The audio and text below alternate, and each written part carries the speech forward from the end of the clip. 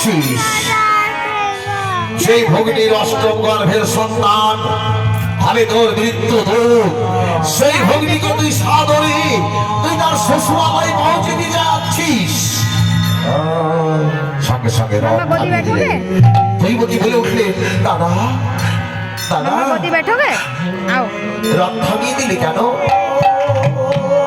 দৈবতী রথ কেন থামালাম জানিস তোর সঙ্গে আমি কয়েকটা কথা বলবো বসুদেবের সঙ্গে আমি কয়েকটা কথা বলবো যার জন্য আমি রথ এখানে থামিয়ে দিয়েছি তবে জানিস এই কথা দাদা বলে দাদা তুমি আমাকে কি বলবে বলো